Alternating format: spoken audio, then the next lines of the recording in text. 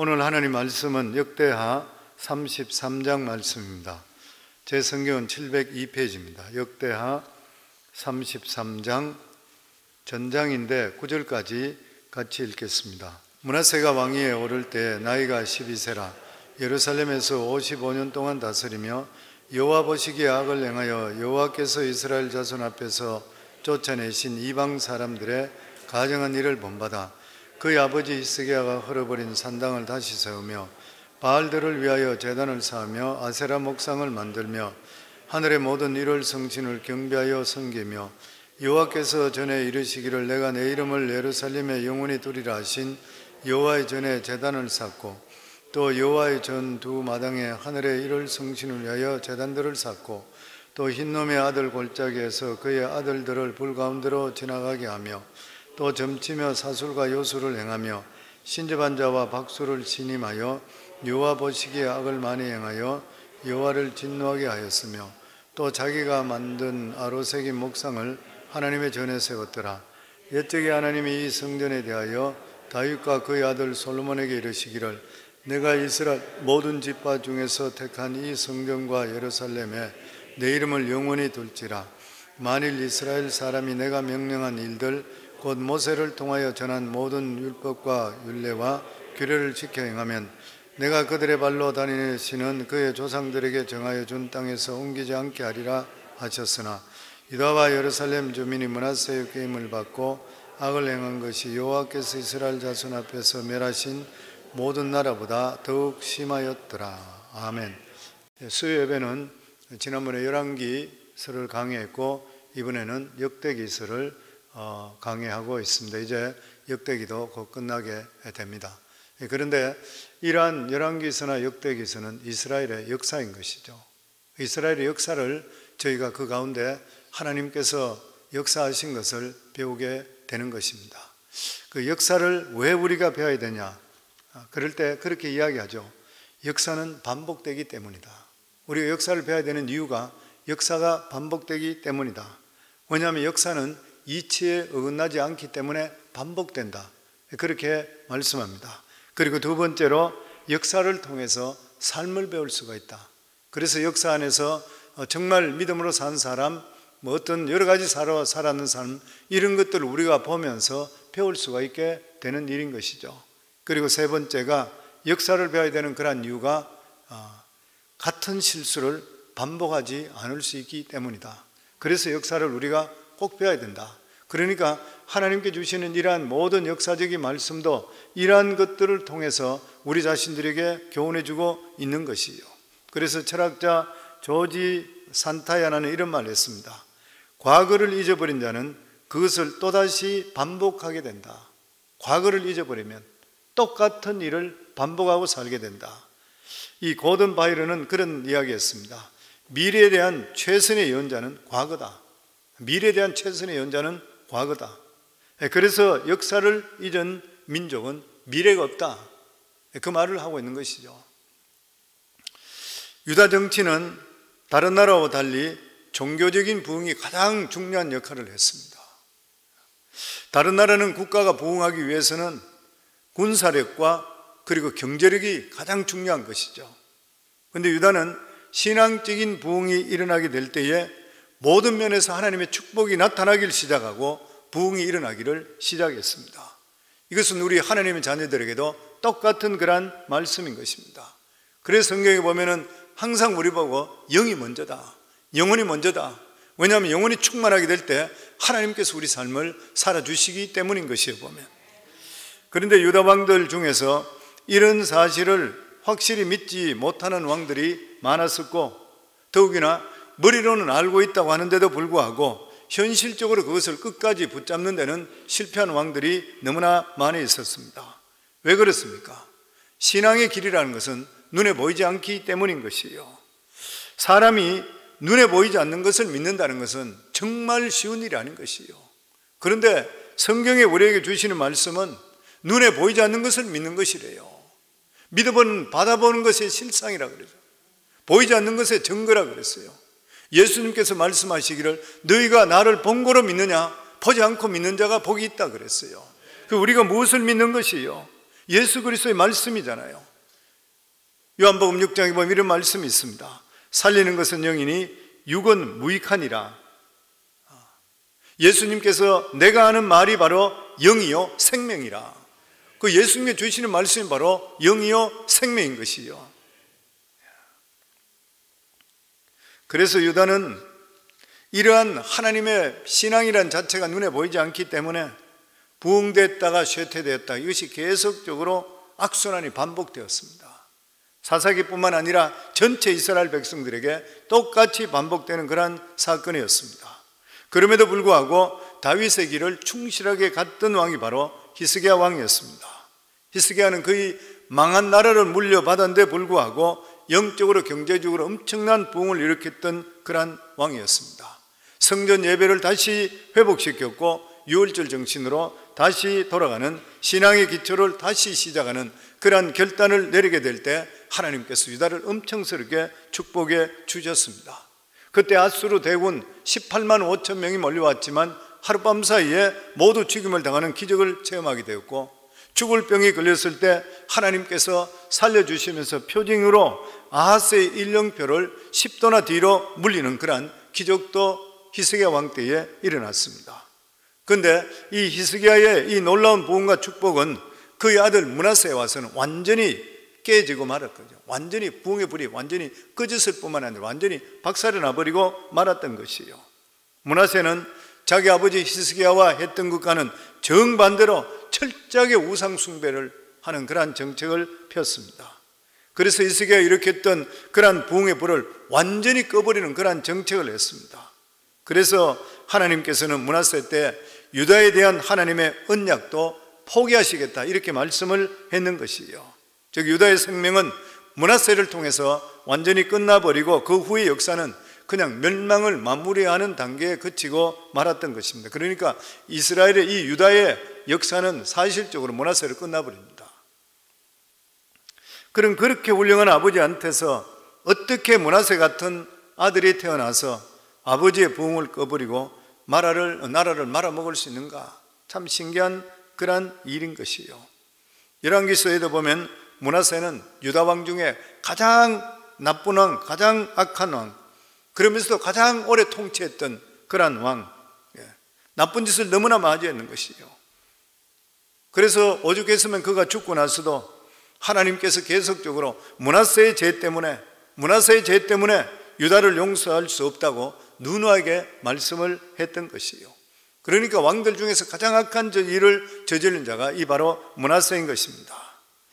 우리가 아무리 하나님을 믿는다고 하지만 사실 하나님을 실제적으로 체험하지 않게 되면 하나님 말씀만 붙들고 산다고 하는 것은 불가능합니다. 그래서 끊임없이 우리 성도님께 말씀드리는 것이 하나님을 체험하셔야 된다는 거예요. 그런데 하나님 체험을 어떻게 할 수 있어요?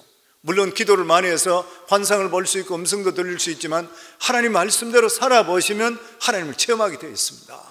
반드시 하나님께서 말씀을 통해 우리 삶 속에 역사하시기 때문인 것이에요. 하나님의 말씀에 대해서 하나님을 실제적으로 체험하지 않게 되면 하나님 말씀의 가치를 알 수가 없게 되는 것이고, 그리고 하나님의 능력이 우리 속에 나타나지 않게 되니까 신앙이 힘이 없어질 수밖에 없는 것이에요. 그런데 이 성경에 보면 대부분의 왕들이 처음에는 하나님 말씀으로 출발을 했다가 나중에 믿음의 끈기가 부족해서 세상 쪽으로 가는 경우들이 많았습니다.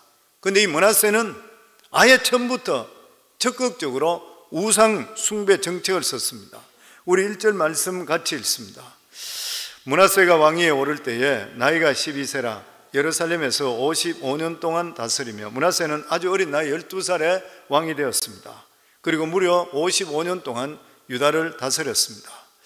므낫세가 태어난 것은 히스기야가 죽을 병에 걸렸다가 치유되고 나서 그렇게 다시 치유되고 나서 태어나는 것이죠. 아마 그래서 그런 이야기가 죽을 병에 걸렸다가 아들을 보게 돼서 이 아이를 사실적으로 신앙적으로 가르치지 않고 하고 싶은 대로 내버려 둔 경향이 많았을 것이라 그렇게 이야기합니다. 그런데 역대기에는 열왕기에 없는 그런 내용이 나오는 것이 뭐냐면은 므낫세가 포로로 잡혀가요. 이 왕이 아수르의 포로로 붙잡혀 갔다가 실컷 고생하고 나서 그리고 회개하고 돌아오는 그런 내용이 있습니다. 아마 하나님께서 계시면은 자기가 이렇게 포로로 잡혀가서 어떻게 고생할 수 있을까 하는 이러한 신앙의 회의를 가지다가 하나님께 부르짖어서 이 사람이 다시 회개하고 돌아오는 그런 일이 생기게 되었습니다. 그러니까 회개했는 것까지 좋은데 자기가 저질렀던 악행이 너무나 컸던 것이요. 그렇기 때문에 신앙적으로 완전히 회복하지를 못했습니다. 그러기에 교회에서도 청소년 때나 그리고 청년기 때 바른 말씀을 듣는 것이 너무나도 중요한 것이요. 그렇지 않으면 의심과 반발이 너무 심해서 돌아오지 않거나 아니면 늦게 돌아온다 하더라도 너무나 많은 손실을 다시 회복할 수 없는 경우가 너무나 많이 있기 때문인 것이요. 우리 믿음의 삶이 어떤 삶인 것입니까? 이 부부들도 살 때 보면은 살아가는 모습도 각양각색입니다. 신앙생활도 각양각색인 거예요. 어떤 부부는 둘이 걸어갈 때 손을 잡고 같이 걸어갑니다. 그런데 어떤 부부들은 남편은 앞에 가고 멀찍이 아내는 뒤에 따라가는 이러한 경우들도 있는 것이요. 그러면 신앙생활을 어떻게 해야 돼요? 신앙생활은 하나님과 손을 잡고 가는 길이에요. 손을 잡고 가야 되는 것입니다. 그런데 하나님과 손을 잡고 가는 그러한 길은 우리가 마음대로 살 수가 없습니다. 자유롭지 못한 것이죠. 왜냐하면 하나님 말씀만 붙들고 살아갈 수밖에 없기 때문인 것이요. 그런데 이렇게 되려고 하면은 하나님을 만난 체험이 있어야 됩니다. 하나님을 만난 체험, 특별히 하나님 말씀 속에 있는 생명을 발견할 수 있는 그런 체험을 할 수가 있어야 되는 것이요.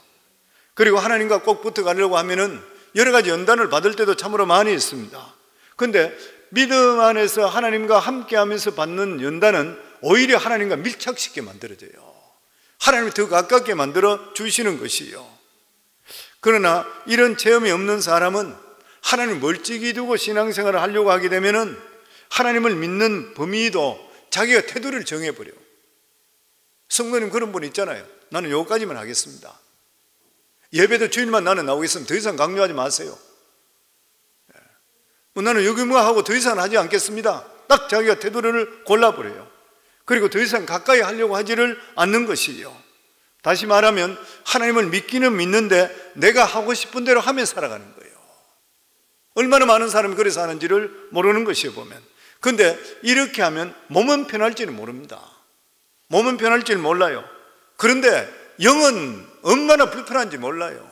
그리고 진정한 부흥을 절대로 체험할 수가 없고 기적적인 기도 응답은 못 받습니다.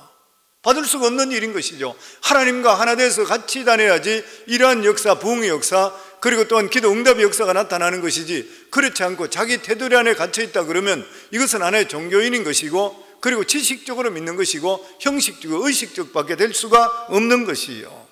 그 유다 왕들 중에는 처음에는 하나님과 꼭 붙어 가다가 나중에는 느슨하게 돼서 실패한 그러한 경우들이 너무나 많이 있습니다. 그런데 이 므낫세는 느슨한 정도가 아니라 아주 반발을 심하게 했어요. 반발을 넘어서서 안 될 섬까지 넘어가 버렸습니다.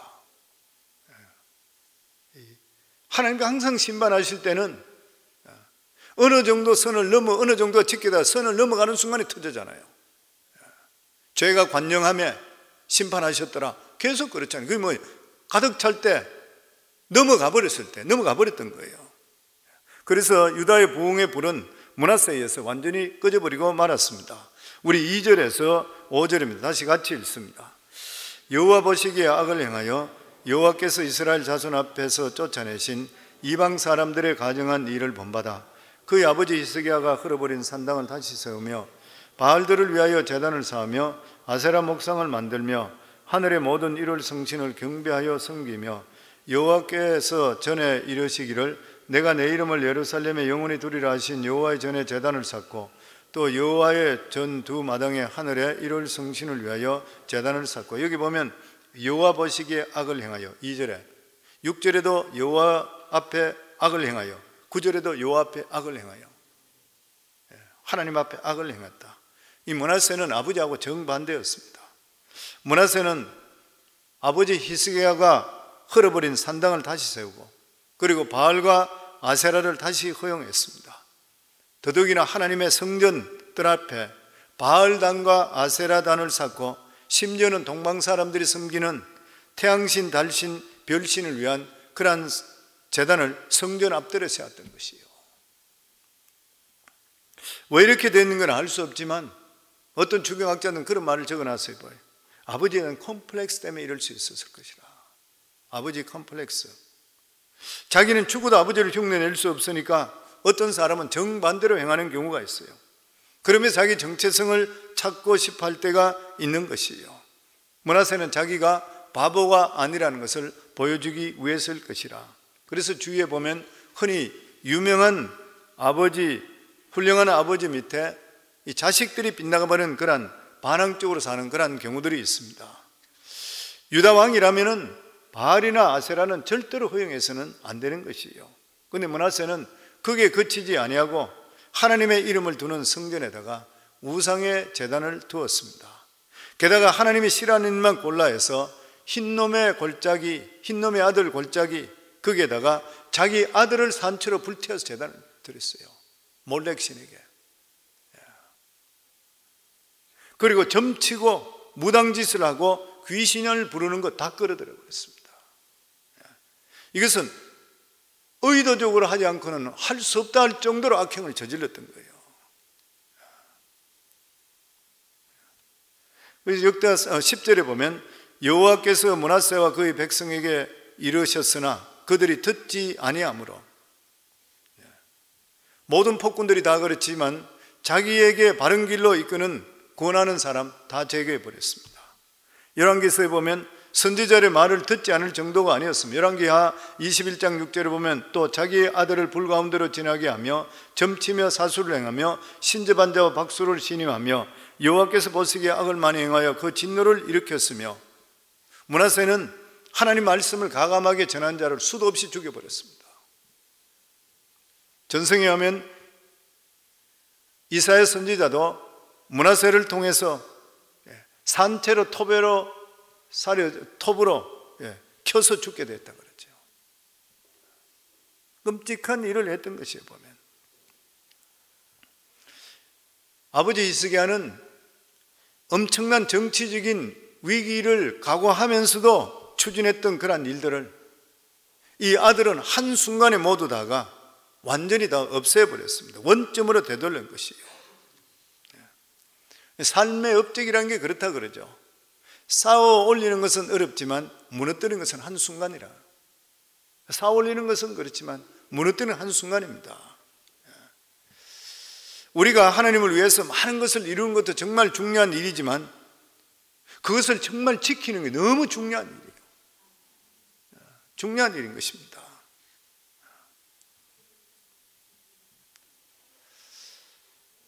므낫세가 행한 악항 중에서 가장 심한 것이 뭐였었냐면 하나님의 성전을 더럽히는 것이에요. 4절에 보면 여호와께서 전에 이르시기를 내가 내 이름을 예루살렘에 영원히 두리라 하신 여호와의 전에 제단들을 쌓고, 하나님은 솔로몬이 지은 성전에 영원히 하나님의 이름을 두시겠다 그렇게 말씀했습니다. 우리 죄인인 인간은 하나님을 만나는 것은 불가능합니다. 하나님의 영광이 절대로 우리는 가까이 갈 수가 없는 것이에요. 그런데 하나님께서는 누구든지 하나님의 이름으로 있는 예루살렘 성전에 오게 되면 하나님을 만날 수 있고 죄를 용서해 주실 수 있다 이렇게 말씀했습니다. 사람에게 가장 치명적인 것은 뭐냐면 죄를 씻을 수 있는 방법이 없다고 하는 것이에요. 우리들 마음속에는 항상 악한 마음 그리고 더러운 충동 이런 것들이 계속적으로 솟아나요. 그런데 이것을 어떻게 씻을 수 있어요? 씻을 수가 없는 것이에요. 인간의 도덕이나 철학이나 이런 것들은 죄를 보이지 않는 것에 하나의 덮어주는 것에 불과하지 내 속에 내 마음은 절대 해결할 방법이 없는 것입니다. 그런데 성전에 드려지는 것은 인간을 대속하게 되는 것이요, 바로 예수 그리스도의 보혈의 피를 대신해서 그 당시에 짐승의 피를 통해 하나님 앞에 죄인으로 죽임당함을 통해 그 죄가가 죽는 것이요, 이걸 대신했던 것이요, 이런 것을 통해서 인간이 다시 태어나는 것이고 하나님의 진노를 축복으로 바꾸는 역할을 하는 것이 바로 성전이었던 것이요. 그런데 므낫세는 성전 뜰 안에 이 우상의 단을 쌓음을 통해서 하나님의 은혜가 임하는 것을 원천적으로 봉쇄해 버렸습니다. 므낫세는 다른 곳에도 바알 제단이나 그리고 1월 성신의 단을 쌓을 수 있는데도 불구하고 왜 하필이면 하나님의 성전의 뜰에 그것을 쌓는 것이요. 이건 하나님에 대한 반발인 것이죠. 반항인 것이요. 이게 극에 달해버렸습니다. 하나님을 완전히 모욕하는 그러한 행위였었습니다. 그러니까 이제부터 내가 내 나라 마음대로 할 테니까 이것은 내 나라지 하나님 나라가 아니니까 손을 떼라는 것이었죠. 드디어 므낫세는 유다의 가장 중요한 기초까지 무너뜨리려 했습니다. 그것은 지금까지 유다를 지탱해온 두 가지 기초, 모세의 법과 다윗의 언약을 폐기하려고 했던 거예요. 역대하 33장 8절입니다. 우리 같이 읽겠습니다. 만일 이스라엘 사람이 내가 명령한 일들 곧 모세를 통하여 전한 모든 율법과 율례와 규례를 지켜 행하면 내가 그들의 발로 다시는 그의 조상들에게 정하여 준 땅에서 옮기지 않게 하리라 하였으니, 하나님께서 이스라엘 백성들을 애굽에서 인도하여 내신 것은 유일하게 하나님만 섬기도록 하기 위해서인 것이요. 그러니까 하나님께서 너희들이 내가 주는 이 율법을 지키고 나만 섬기건 단다면은 내가 준 이 가나안 땅에서 너희들은 영원히 있을 것이라, 이렇게 약속을 했습니다. 그러니까 이스라엘 백성들이 하나님을 섬기고 있는 이상은 하나님 보호해 주시고 그 땅을 주시는 것이에요. 그런데 이스라엘 백성들이 이러한 약속을 파기하고 우상을 섬기게 된다면 약속이 파기되기 때문에 가나안 땅에 쫓겨나는 것은 당연한 일인 것이에요. 사실 가나안 땅은 그 주위에서 가장 노른자였었습니다. 주위에서 호시탐탐 노리고 있었는데 하나님께 지켜주셨기 때문에 이러한 가나안 땅을 이스라엘 백성들이 차지할 수 있었던 것이에요. 그러면 9절 말씀입니다. 같이 읽습니다. 유다와 예루살렘 주민이 므낫세의 꾀임을 받고 악을 행한 것이 여호와께서 이스라엘 자손 앞에서 멸하신 모든 나라보다 더욱 심하였더라. 그러니까 가나안 칠족보다도 이스라엘 이 유다 백성들이 더 하나님께 악을 행했대요. 하나님께서 가나안 족속들이 너무 우상을 숭배하고 악했기 때문에 이스라엘 백성들을 통해 가나안 땅에 쫓아냈는데, 므낫세에 돌아와서는 이 유다가 그리고 예루살렘 백성들이 가나안 족속보다도 훨씬 더 심했다는 거예요. 하나님은 이스라엘 백성들이 하나님의 율법만 지키기만 한다면 절대로 망하지 않게 하겠다고 약속했습니다. 물론 율법을 지켜도 연단은 올 수 있지만 가나안 땅에 쫓아내지는 않는 것이에요. 왜냐하면 그들이 정신 차리고 말씀만 붙들면 다시 부흥을 일으킬 수 있기 때문인 것이에요. 그런데 므낫세 왕은 불신앙이로 유다 백성 전체가 이스라엘 백성에 주었던 그러한 모든 특권을 이 므낫세를 통해 다 박탈당하는 것이에요. 이 므낫세 왕은 불신앙으로 굉장히 강력한 리더십을 가지고 있던 그러한 왕이었던 것 같아요. 하나님께서는 다윗에게 약속하기를 이스라엘 백성들이 비록 불순종한다 하더라도, 왕 한 사람만 순종한다 하더라도 하나님께서 이스라엘을 지켜주시겠다. 이게 다윗의 하나님 주시는 축복이잖아요. 하나님 백성들이 하나님 말씀을 떠났을 때에 하나님이 내리시는 가장 무서운 심판은 뭐냐면 소리 없는 심판입니다. 소리 없는 심판이죠. 겉으로는 아무 이상이 없어 보이는데 영적인 부흥의 기미가 전혀 보이지를 않는 것이에요. 하나님 앞에 뜨겁게 드려지는 예배가 사라지는 것이에요. 그리고 감격도 없어지는 것이에요. 그리고 뜨거운 기도가 사라지는 것이에요. 그리고 기도의 응답도 없는 것이에요. 그런데 미련한 사람들은 당장 손해를 보거나 내가 살 집이 없어졌다 아니다 이렇게 생각하기 때문에 편안하다 이렇게 안심하는 것이에요. 그런데 시간이 지나면 눈에 보이지 않는 큰 재앙이 임하게 되어 있는 것이에요. 이때 이스라엘 백성들이 하나님께 그때 늦게 울부짖고 부르짖더라도 소용이 없는 것이에요. 결과적으로 어느 정도 시간이 지난 후에 하나님께서는 앗수르 군대를 일으켜서 므낫세를 포로로 붙들려가게 하셨습니다. 11절 말씀입니다. 같이 읽습니다. 여호와께서 앗수르 왕의 군대 지휘관들이 와서 치게 하시매 그들이 므낫세를 사로잡고 쇠사슬로 결박하여 바벨론으로 끌고 간지라. 므낫세 아버지 히스기야는 앗수르의 사내립 18만 5천 명의 군대가 왔다가 하룻밤 사이에 죽어버렸어요. 히스기야 왕 때는. 왜 그런 것이에요? 그 당시에는 성전이 살아있기 때문인 것이에요. 하나님의 역사하심이 함께 있었기 때문인 것이에요. 성전이 살아있다는 건 무엇이에요? 살아있는 말씀이 증거되고 있었다는 것이고 눈물의 기도가 있었다고 하는 것이에요. 말씀이 살아있고 눈물의 기도가 있다면 그 성전에는 어떤 악한 것도 이길 수가 없는 것이에요. 우리 성도님, 우리 교회도 그래야 될 뿐만 아니라 우리 자신들도 그래야 돼요. 저희들도 말씀 안에 살아야 되고, 그리고 기도를 통해서 악한 것들이 틈타지 않도록 성령께서 불담되어 주시고 지켜주시는 것을 체험하며 살아갈 수가 있어야 되는 것이에요. 그냥 적당히 교회 오면서 와서 편하다 천만에요. 능력이 나타나지 않는데 그것이 무슨 신앙이라 할 수가 있는 것이에요. 보면 이렇게 하나님의 말씀이 있고 기도가 있게 될 때는 하나님의 능력이 임하게 되어 있습니다. 그래서 기도 응답이 이루어지는 것이고 악한 것들이 떠나가게 되는 것이고 병이 치유되는 그런 역사가 임하게 되어 있는 것이에요. 그런데 므낫세가 성전의 기능을 완전히 마비시켜 버렸을 때 성전은 더 이상 하나님의 능력이 원천이 될 수가 없었습니다. 그 결과는 너무나 처참했던 것이에요. 아수르군이 쳐들어와서 왕을 바벨론으로 끌고 바벨론으로 끌고 갔네요. 아수르 왕이 그 당시에 아수르가 바벨론까지도 지배하고 있었습니다. 그래서 바벨론보다 더 강했기 때문에 바벨론까지 지배했을 때에 이 왕을 잡아서 바벨론으로 끌고 갔어요. 왕이 쇠사슬에 끌려갔다 그러면 백성은 얼마나 많이 끌려갔겠어요. 그러니까 하나님 말씀을 무시한 죄의 대가가 너무나도 가혹했습니다. 그리고 12절에서 13절 말씀입니다. 같이 읽습니다. 그가 환난을 당하여 그의 하나님 여호와께 간구하고 그의 조상들의 하나님 앞에 크게 겸손하여 기도하였으므로 하나님이 그의 기도를 받으시고 그의 간구를 들으시사 그가 예루살렘에 돌아와서 다시 왕위에 앉게 하시매 므낫세가 그제야 여호와께서 하나님이신 줄을 알았더라. 하나님께서 그렇게 반항하고 하나님의 이름을 욕되게 한 므낫세인데도 불구하고 그가 회개했을 때 용서해 주셨습니다. 므낫세가 그동안 하나님께 반항했던 것은 고생을 해보지 않았던 거예요. 므낫세가 자기가 왕이라고 생각해서 모든 것들을 우습게 여겼던 것이고 자기 마음대로 될 줄을 알았던 것이에요. 그런데 바벨론에 포로로 잡혀가서 온갖 고생을 다하게 될 때에, 그리고 죄인 취급받게 될 때에 그는 자기가 할 수 있는 일이 아무것도 없었던 것이에요. 아마 그때 어렸을 때에 하나님 말씀 들은 것이 생각났을 것이라 그렇게 생각돼요.